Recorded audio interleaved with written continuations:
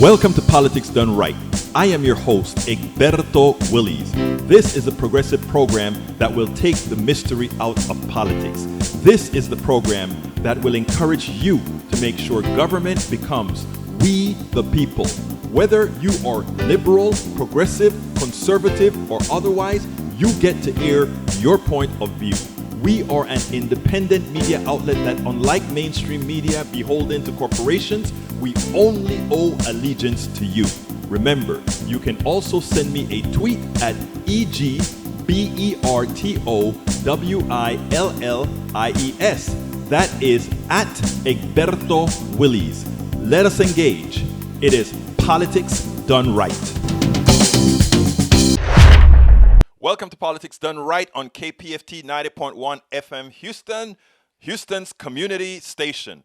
We have a great couple of guests for you today. First, we're going to talk to Cliff Oxford, who's the author of Redneck Reverie, the Rationale for the Trump Phenomenon.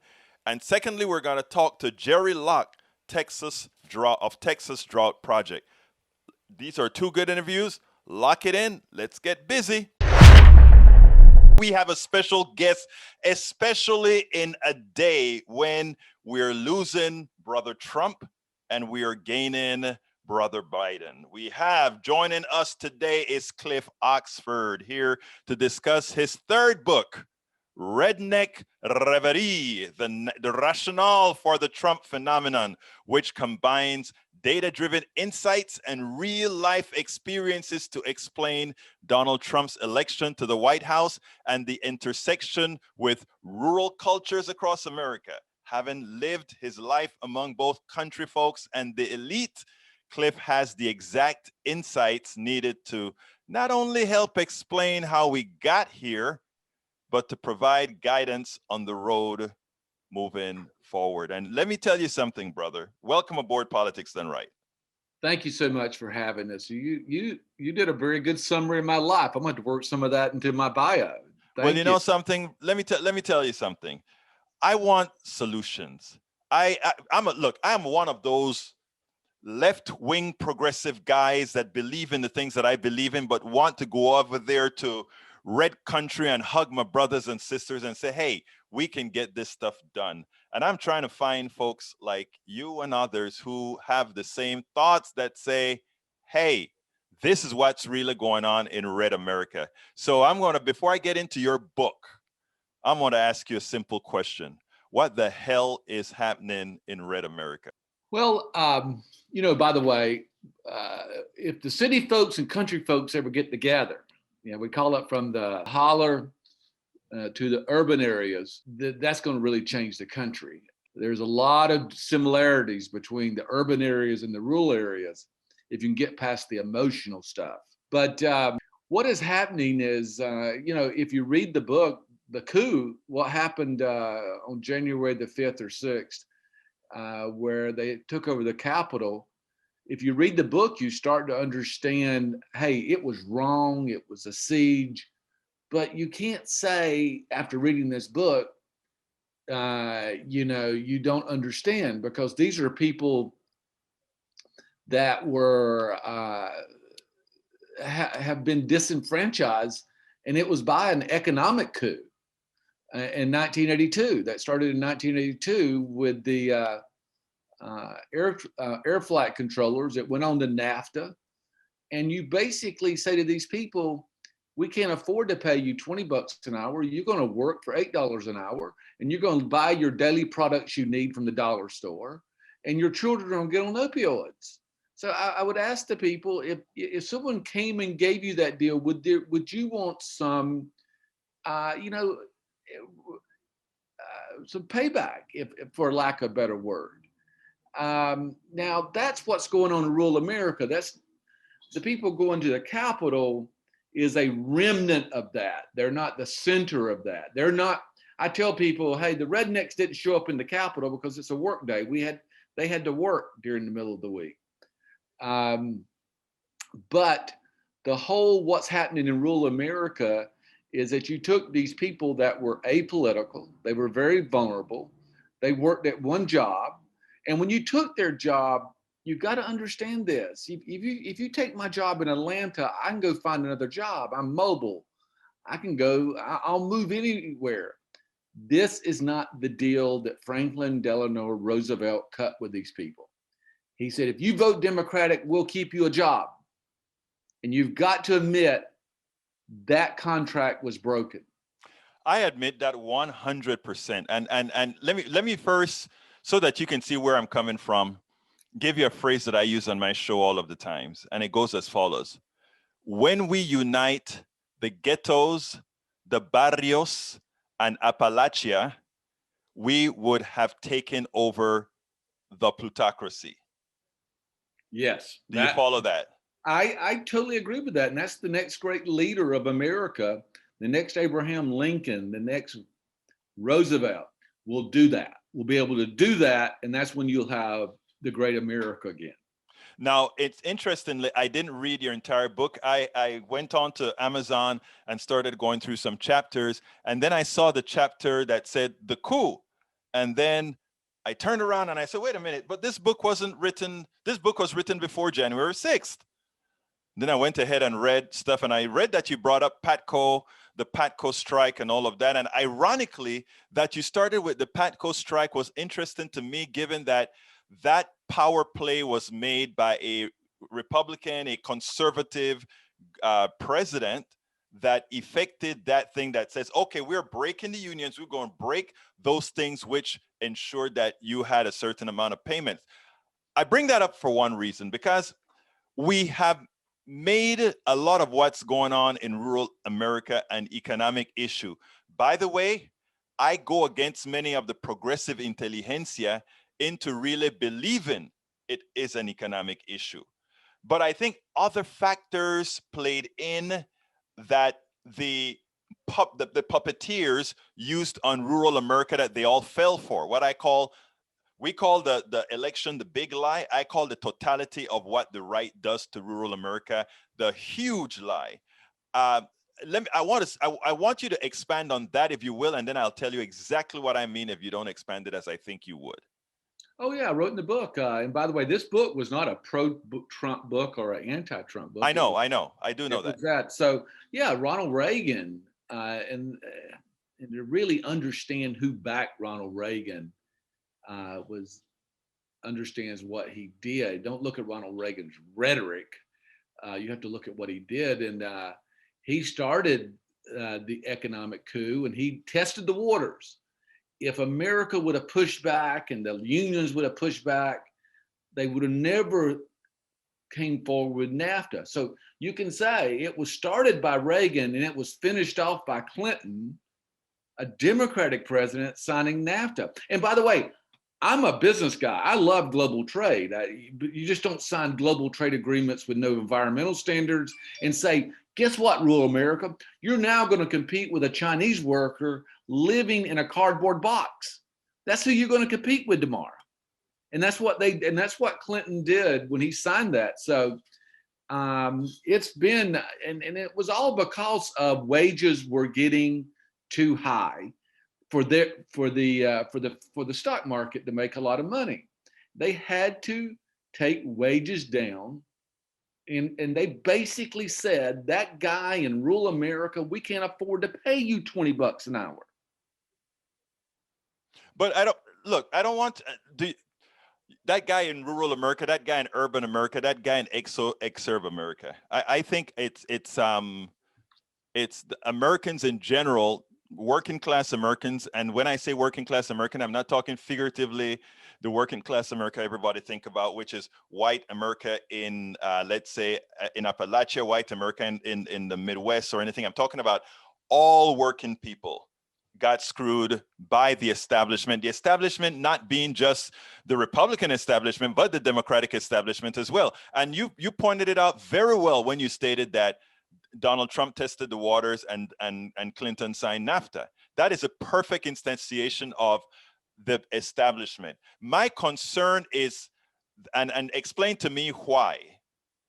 My concern is the addiction of the rural America and right to support policies that can be proven materially to hurt them. You've been there, you've lived there. Why? I can tell you why. And I don't think anybody else has told you why or told anybody why, but here is the why. It's the value system of rural America. And it's not, let's get away from the religion and all that. There is a value system there that I don't want to be involved in your politics. I want to be left the hell alone. I want to go do this job with a willing hand, although I don't enjoy it. I don't supposed to enjoy this job. And then I get home and I do what in the heck I want to do. And that is really fundamental to them. I want to be left alone. And I don't want to be told what I should believe. Don't tell me I should be believed. I should think about this way on gay marriage. Don't tell me all that. And the Democrats, because they sold out on NAFTA, they have to do their coalition building and they go down a checklist. You should do this and you should feel bad about this. And it became this whole political correctness. And that is what turns off the people. Bernie Sanders probably has a better economic solution for these people. But if you listen to Bernie, he goes, join my revolution. They don't want to join a revolution. They want to be left alone. But I mean, aren't they mutually exclusive though, Cliff? Yes, because hey, look at Trump's convention, his first convention speech. I can do this all myself. People would go, he's a dictator. The people in rural America, that's fine with them. If you give them a job and they can live their life and you leave them alone, that's preferable to all this political correctness and political activity and agenda. So that's what the Democrats don't know how to communicate. And let me tell you, they can't go there anymore and say, what a great Democratic message would be, we kept those jobs here. We found a way to do it. And that's why they can't say that. They go there and go, oh, we couldn't do anything about it. The jobs were going to leave anyway. Okay, here's the deal. I think that is what both the Democrats and Republicans, the establishment Democrats and Republicans do right now. Here's where I think there is really common ground. You just said these rural Americans, they want a job. They don't mind a dictator. They just want a job. They don't want anybody to tell them what to do. Okay? Yes. That doesn't compute. They don't mind a dictator as long as they have a job, but they don't want anybody to tell them what to do. I'm going to tell you that I think it's a little bit deeper than that, but I want to hear if you don't think that is if that is sort of a what's the word? That those things don't compute. I know to them it may at this point, but it doesn't. And that's why I think there are other factors that I want to talk about other than don't tell me what to do, because it is not about don't tell me what to do. It's about who I don't want telling me what to do. Maybe look what the dictator was telling them. Mm-hmm. I'm going to leave you alone. You know what? And he said that specifically to them. And when I'm going to leave you alone. I am protecting these jobs. I'm putting tariffs on products, which we were told, hey, 1 cent of tariff would wreck the whole economy. He proved that wasn't true. That's not true. So who paid the tariff? The totality of it, if you look at the totality, now here's the problem. You don't never, once the dictator gets control, you never know what he's going to do. But to get in the hole, to get you in the Venus flytrap where he closes down on you, then you've been had. That's the whole dictator. Look at what Saddam Hussein told the people before he became a dictator. I'm going to let you lead your lives. So I'm not saying it was the truth, what he was saying. I'm going to leave you alone. But in the totality, I'm going to keep your job here. I'm going to leave you alone, and I can do this all myself. So look at the totality of the message, and you start to see that it does weave together. Now, I I don't think I agree with that, but that's not important here. What is important, however, is I think I want to know what will it take for rural America to decide that it's not going to look at those issues that you're talking about if it actually hurts them. What is it going to take because you said, okay, they want to be left alone. They don't want to be told what to do. In other words, they don't want to be told that gay marriage is okay or that they must support gay marriage. Okay. Is the converse true? Do they want to be able to tell the gay person who wants to get married that they shouldn't? Well, I tell you, you're picking up some rightful contradictions, because let me give you this example before I answer your question.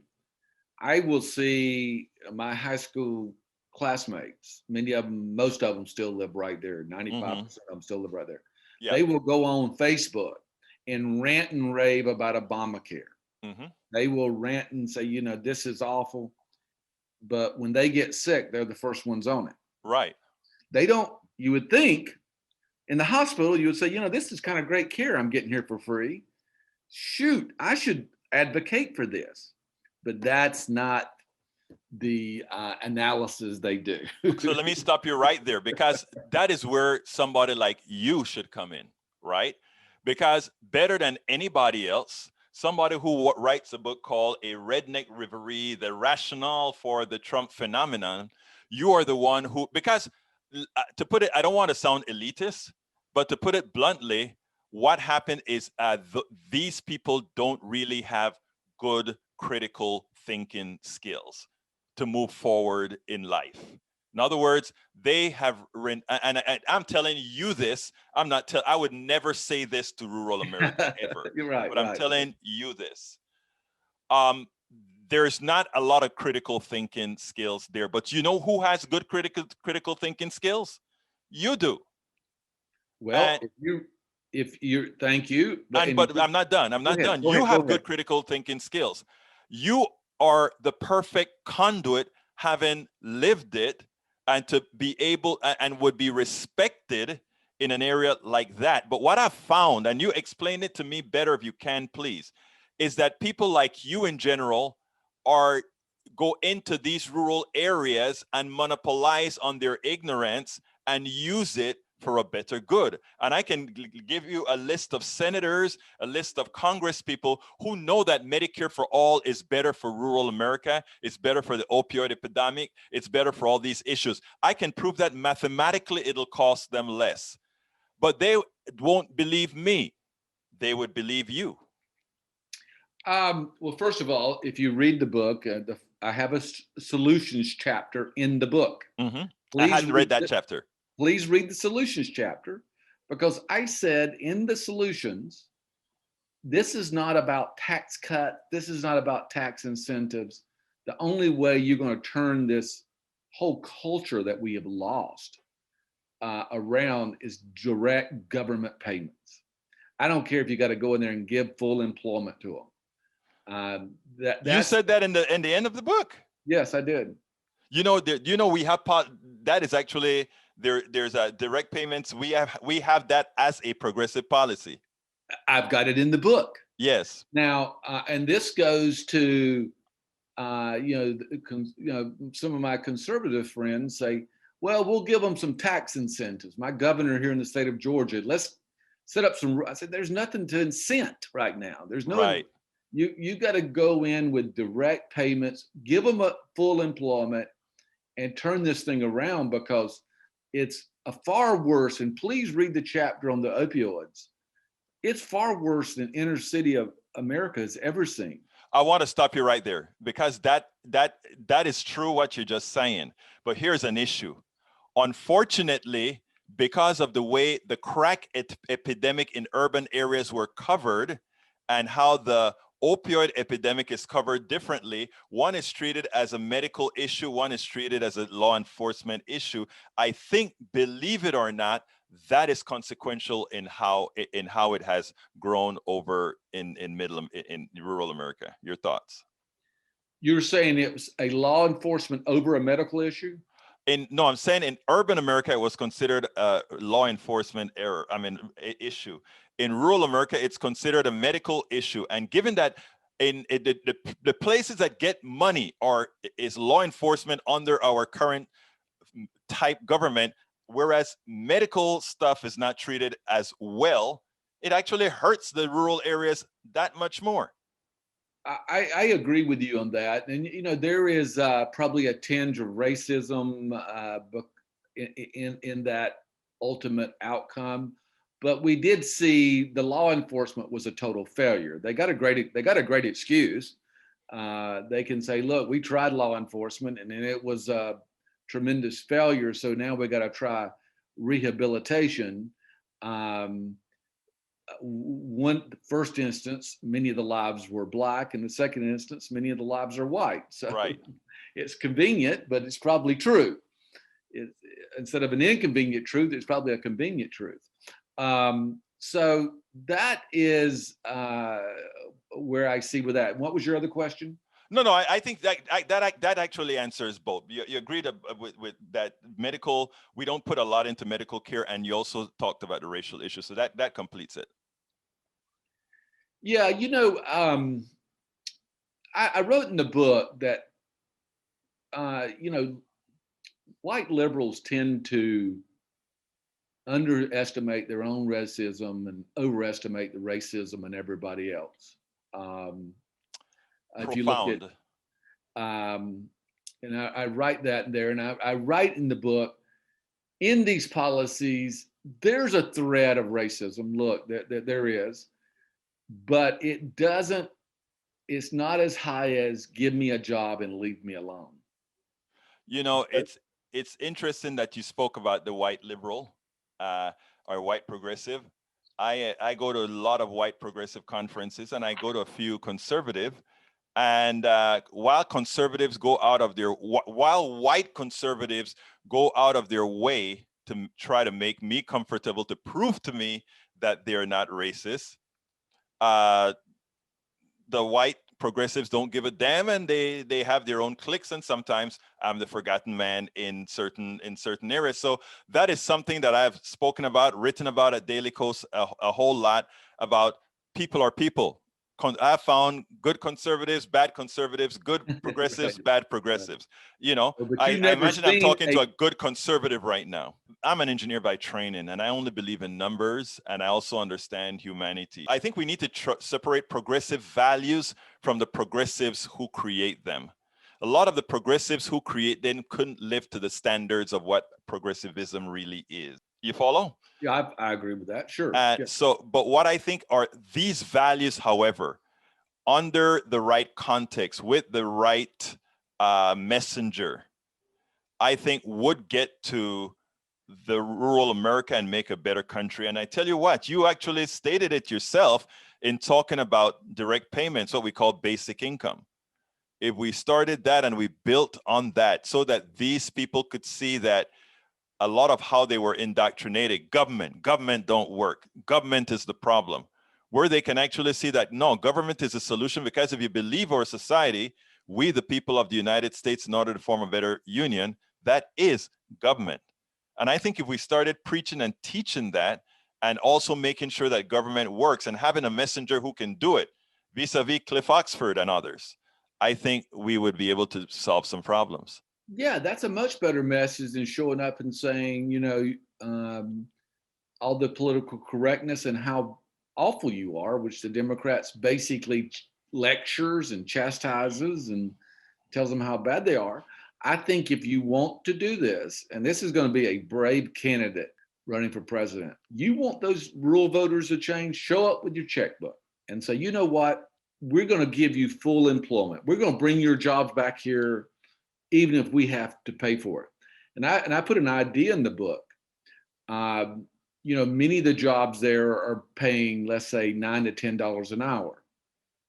The government could have a program to say, we're going to raise you, we're going to pay you $20 an hour Your company's paying you 10 and we're going to true up, just like the stimulus check. We're going to stimulate your job for 2 years at 10 and let you make $20 an hour. And by that time, you should show, because we still got to tell people you got to work. By that time, your hard work and your experience, that employer may not let you go. They may say, it's just worth it to us to keep you here for $20 an hour. But there's got to be a lot of creativity in solving these problems. I come from the business side and entrepreneurial side, and all of our how do you beat the incumbents is you come up with great creative ideas. And that's something sorely missing from the government sector, is creative ideas where it's a win-win. Now, Well, look, I'm not advocating, let me make sure this is clear. Yes. I'm not advocating to go in there with the checkbook and say, you don't have to work. We're just going to send you a check every month. I'm not advocating that. I'm not for that. I am saying, you know what, if you get up and go to work every day and we've got to true up, the government's got to true up, and that sort of thing will get their attention, and you could get the rural voters in. Now, Cliff, let me tell you something. Look, we're getting closer to close. So here's what I'd like you to do. Give a quick synopsis of your book, and then I want to ask you one last question. 2 last questions. Sure. Well, the book is not an anti-Trump book or a pro-Trump book. It's there is a political rationale for the Trump phenomenon, and that's what I describe. It's not about a bunch of racist people there's an element of that, but the people, there was 2.7 million voters who got off their couch and put Trump in office that hadn't voted in the previous election. And if you look at these people, they were all hurt by an economic coup, and it was orchestrated. And it wasn't a right on the Capitol like we saw last time. It was a lot more crueler. It came in the middle of the night and it took their jobs away, because from 1970 to 1980, the stock market went up only 1.2%, 700 points. It goes up 700 points in a day now, 7,000 points. So the economic coup that they said, we gotta hurt wages in the country, and where they could do that, and they did it more than they did in the inner city. They went to these rural towns and they took those jobs from $20 an hour to $2 an hour in China. And that was what created the climate. And this is very important. That created the climate and conditions for a Donald Trump, a reality star celebrity, to be elected president of the United States. And that was created over 40 years. So when the media says, how can they vote for this man? I can tell you, the book tells you exactly how they can vote for the man, and the rationale for it, and what is really hurting the country. So that, and then at the chapter, I provide solutions. The final part of the book, I grew up in the Okefenokee Swamp, and I grew up in redneck heaven. And it was country sunshine. And now when I go home, it's country squalor. And you say, and I talk to the people there and they go, Cliff, white privilege my ass. I'm sitting here living in a trailer park. My kids don't have jobs. And this was all taken away from us by people in Washington, D.C. Cliff, I love that last part that you just said, to which I say, whenever we unite the ghettos, the barrios, and Appalachia, we would have cleaned out the plutocracy. But what the vote that rural America has been making has actually done much less for them, and I think you would have to agree, than would have otherwise if we got progressives, not establishment, if we got progressives in power who believe in all the items that you just spoke about, from basic income when necessary, to making sure we have livable wages, to making sure those people have health care.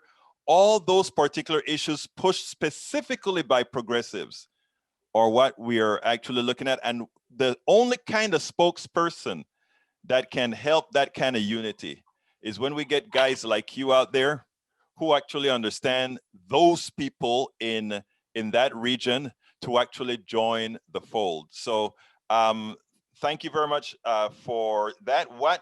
Give me a last comment as far as what would you like me to ask that I didn't ask you? You did a very good job. You got right to the heart of the matter, and I appreciate that. I think what's going to happen next, it would be a great question. I'm looking at doing an update to the book. My publisher wants me to write what happened, what happened and what's next. And maybe call it What's Next for the Rednecks. Well, I'll have What's Next for the Rednecks right here on Politics Done Right. It's been my honor to have Cliff Oxford here. He's a businessman. He likes to call himself kind of a redneck, but we know that's not real, But we have a lot to talk about, Cliff. I want to pick your brain on a few things that I write myself. Sure. Thank you for having been on Politics Done Right. All right, thank you. Folks, don't forget to go ahead and go to kpft.org, and give us whatever you can to make sure this community radio station stays on the air. It's kpft.org. We are here with Jere Locke, who is the director of the Texas Drought Project, which was founded in 2009. Jere, how are you doing today? I'm doing fine. Well, look, first of all, busy, but doing fine. Well, I mean, you should be busy because we have a hell of a lot of problems in this country to correct. So that you're That's busy, absolutely true. I think that you're busy says quite a bit. But anyhow, we're here to talk about Biden's climate plan, or the pieces that we like and the pieces that you're concerned about. So why don't let me pass you the ball and tell me what it is exactly, first of all, that Texas Drought Project is all about. Well, we were formed in 2009, right after Waxman-Markey, the first big national bill, and we've had big projects, especially in the last 5 years. 2015, we got 228 Texas organizations, all the big organizations we wanted to sign a really strong resolution on climate. 2016, we got over 65% of the delegates at the Texas Democratic Convention in San Antonio to sign another really strong statement in climate. And that was with one of the presidential candidates working against us all day long. But we had lots of good volunteers.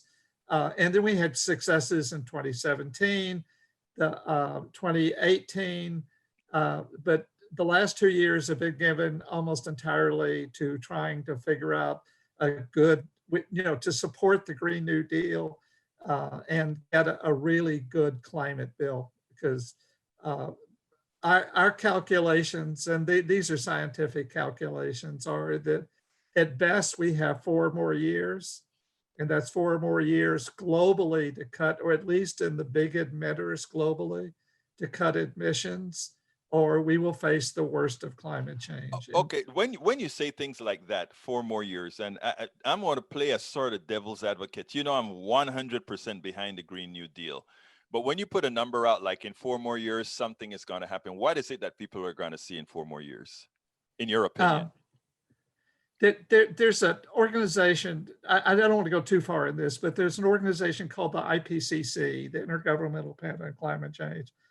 They're kind of considered the gold standard, but they're not, because the way they were set up to be really conservative. And they are. And every 6 years they issue a report. They look back at the report 6 years before that, and every single time they underestimate what is going to happen.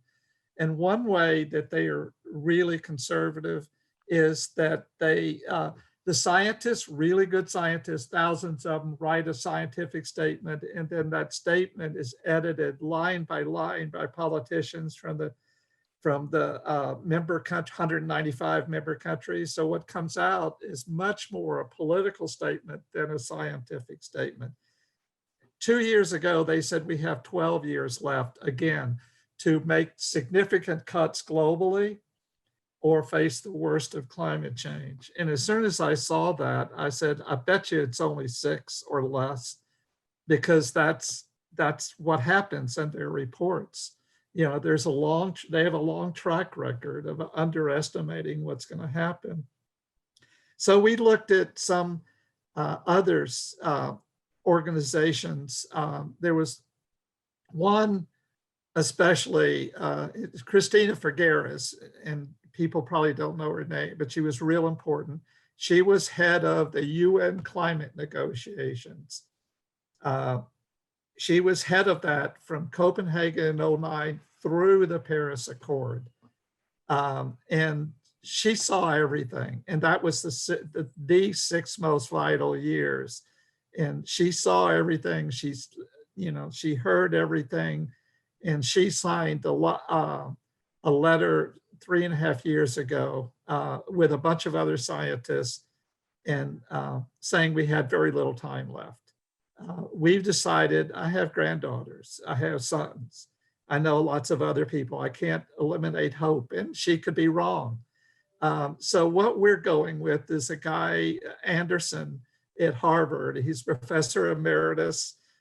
He was the one that found the hole in the ozone and led the fight to solve that problem.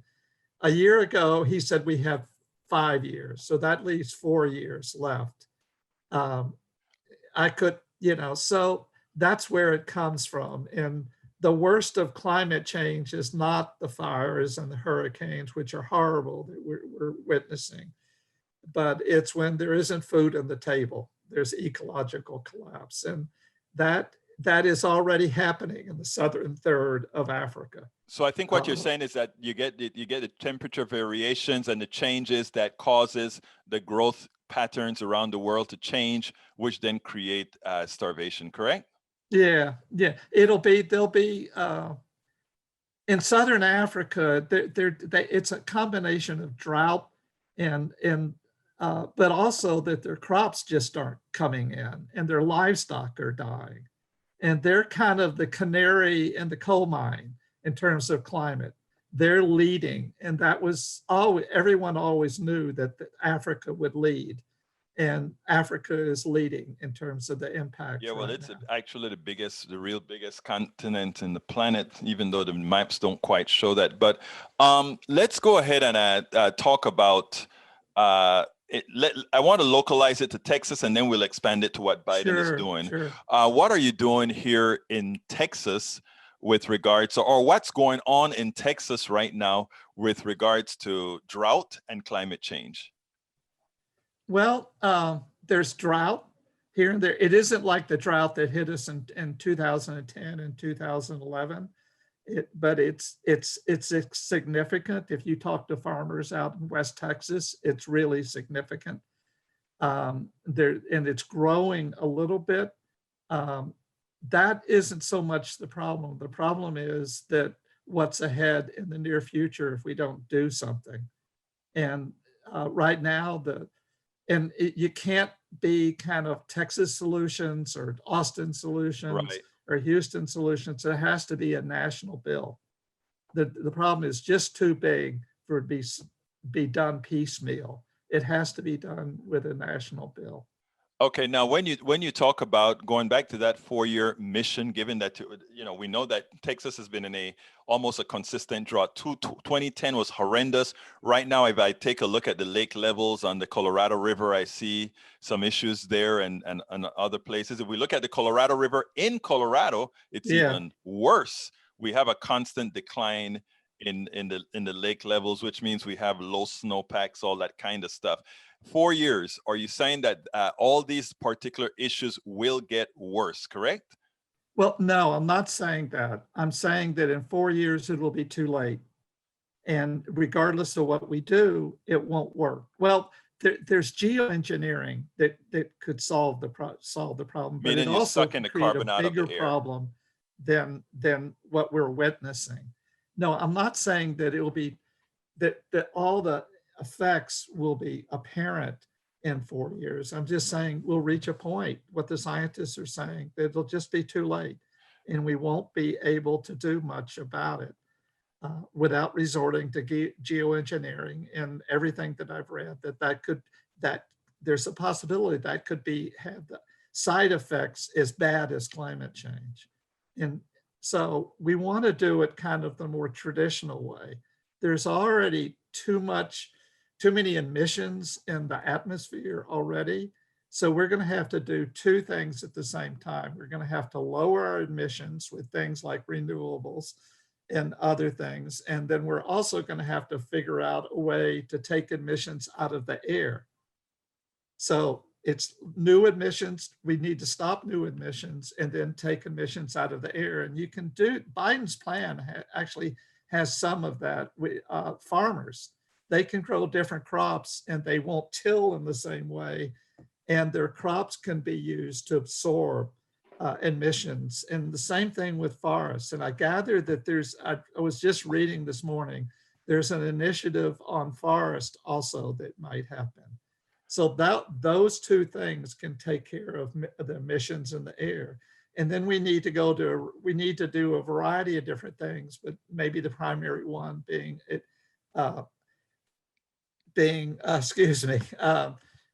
the primary one is renewables, and Right. just kind of put them out as much as we can and fast as we can put them out.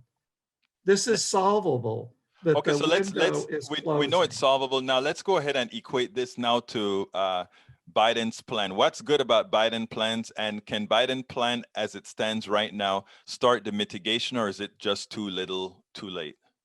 It's too little, too late, but it's a good start.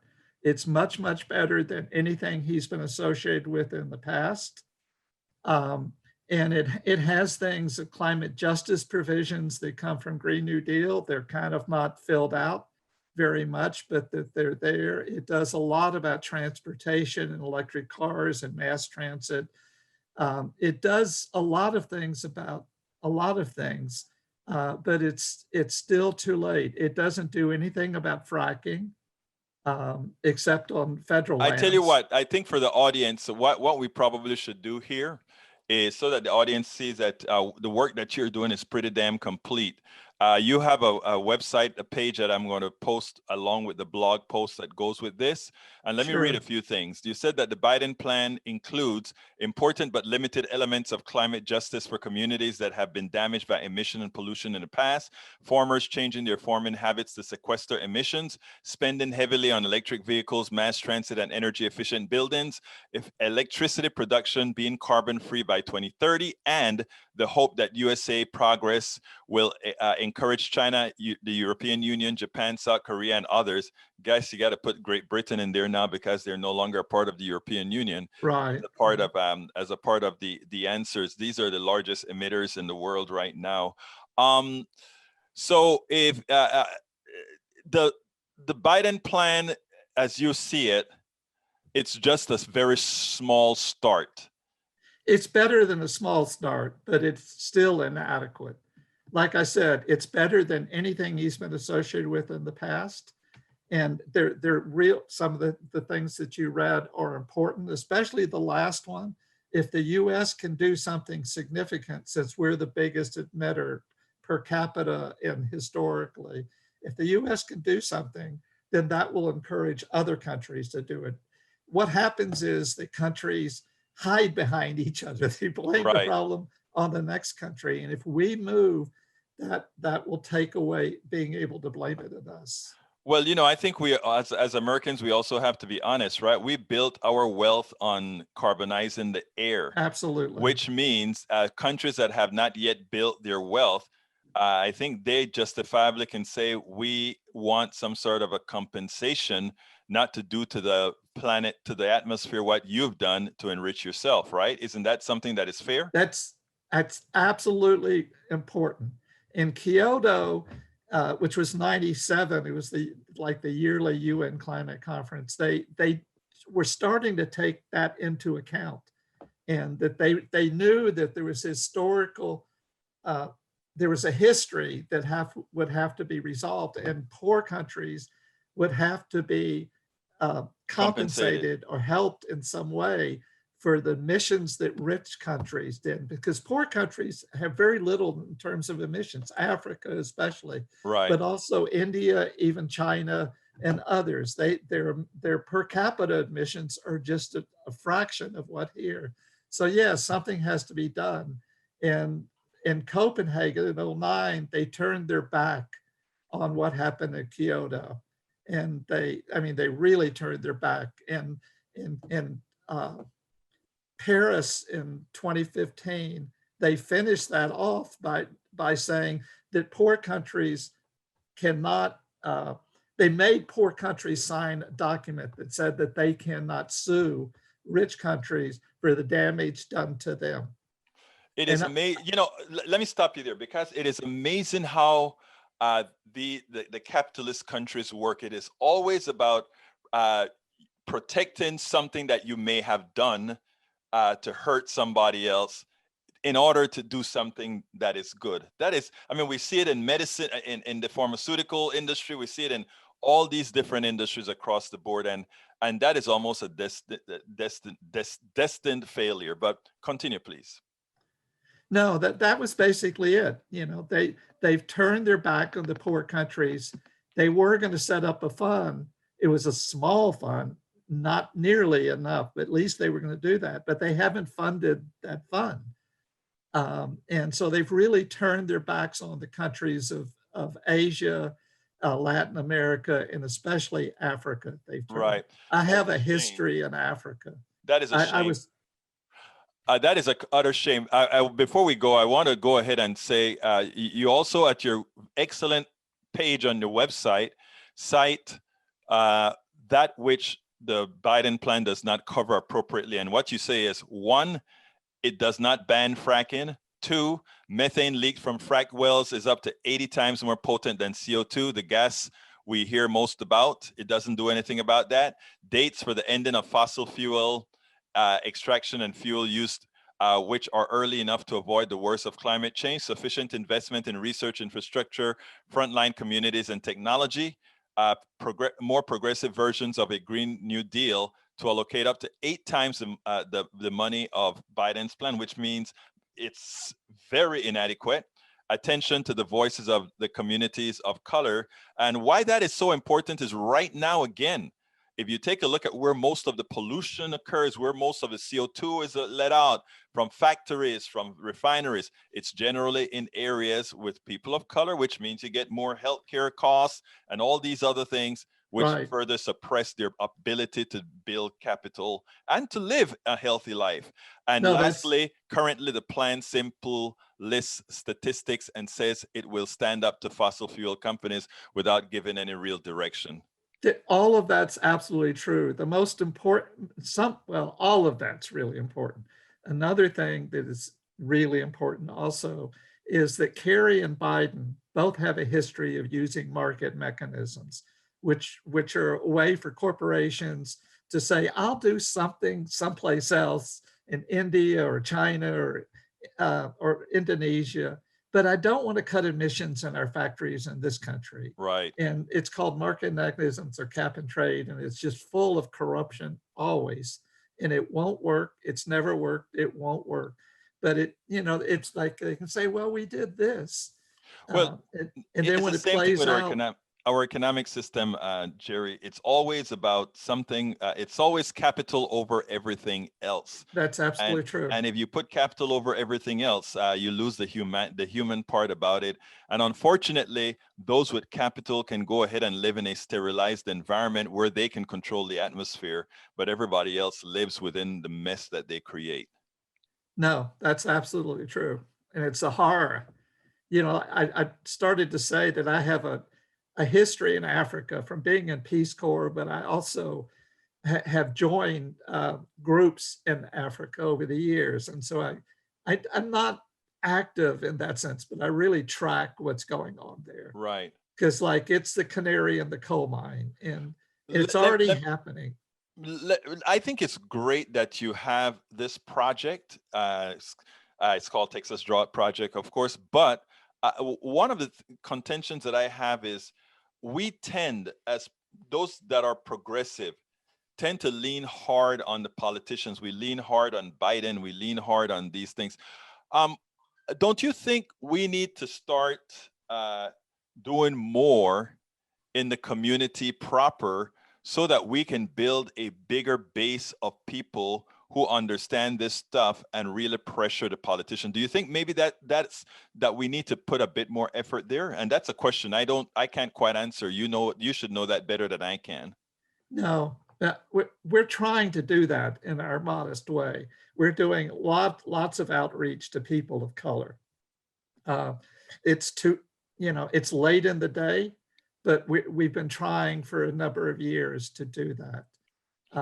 And it's important. There has to be a larger coalition than white environmentalists, and much larger than that. And the question is, you say you're reaching out to the people of color. That's important. But also, let me tell you something that bothers me many times within our body politic.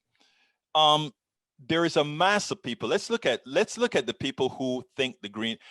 Before I came on air with you, I went and read AOC's Green New Deal resolution. I read the entire resolution. And the reason I wanted to read it is I wanted to see what it is that all those Trump supporters were really upset about and the things that they said about it. And actually, for his base, the Green New Deal is a hell of a deal for them. And that they don't know that. And again,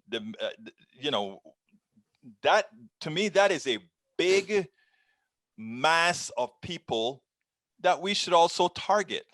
In other words, we don't only have to target the progressive coalition, but I think we have to find a way to target them too. My question to you is, how can we do that? What you're doing here is great, coming on to a program that has reached not only in the progressive sphere, but in the conservative sphere. But don't you think we have to kind of get into more of that sphere as well? Yeah, I think we need to reach out into all communities. I mean, there are three other people that I'm working now, and we're trying that. In terms of, we're making inroads in labor, or labor is just moving, which is, I mean, it's a split labor. Some people support climate action, others don't so much. But you had Texas AFL-CIO that passed a year and a half ago at their summer conference, passed a pretty good bill, a resolution. You have SEIU that's working with us. You have National Nurses United that's working with us, and you have Ryan Pollock, who's with the IBEW, the electricians, has done incredible work and stuff. And then you doing that, you get into way out of kind of middle-class environmentalists. You get into working people through the unions, and we're trying, but the fact there are that only four of us. But Jere, the fact that you're here and that you're putting this out, that is important. I'm throwing that clarion call out, not for you and your organization, but for other people who are going to be listening to the program. That we all have to do more. All of us. You are doing a lot.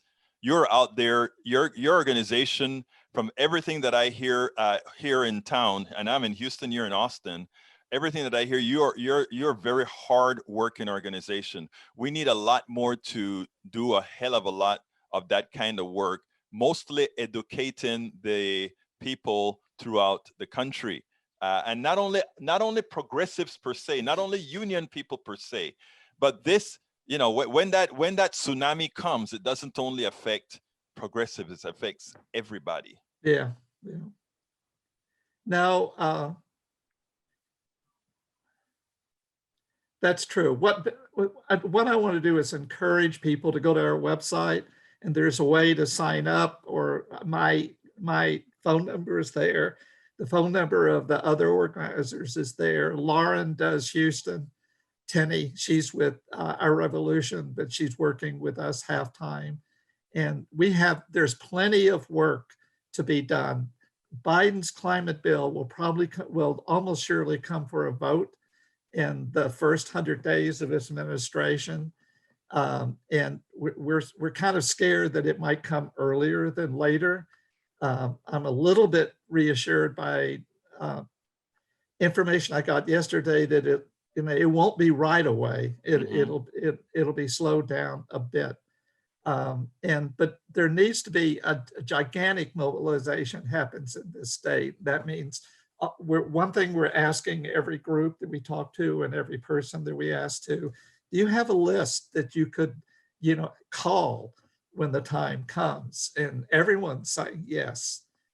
So we hope that a lot of different groups will mobilize their email list and their Twitter and their this and that. Well, Jere, it has to be gigantic. It can't be just half-hearted, not anywhere near that. Sheila Jackson Lee, I think she will be a champion on this issue. Al Green, we have hopes for. Lizzie Fletcher and Sylvia Garcia, it's going to be harder, but they're signs of hope even, with them. And that's kind of how it is all over the state. There's some Congress people that we want to be champions. Lloyd Doggett's one that comes, Veronica Escobar in El Paso comes to mind. Well, that is great, Jere. Jere, before we close here, what would you have liked me to ask you? What would you like to put out there that I hadn't asked or that you want to get out there? Almost everything. I just want to say once again, go to our website, Texas Drought Project, and you'll find phone numbers that you can call any of the organizers. And it's time to mobilize. I mean, we may only have a month left before this is decided. And what the US does, as I've said before, may determine what other countries do. This isn't a problem just for the US, but the fact that we're such a huge emitter per capita, if we move, that will move other countries. Jere Locke, Director of Texas Drought Project. You can reach him you can get to their website at texasdrouhtproject.org. Yes. texasdrouhtproject.org. Please go there, sign up, help the movement. The environment belongs to us all. Let's make sure and get this right. It's been my pleasure to have you on Politics Done Right. Jere, thank you for all the work that you do. You please keep doing what you're doing. And thank you for the thoughtful interview. I hope you enjoyed that. My name is Egberto Willies, and you know how I end this program. I am what? Out!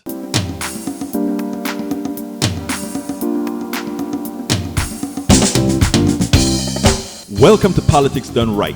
I am your host, Egberto Willies. This is a progressive program that will take the mystery out of politics.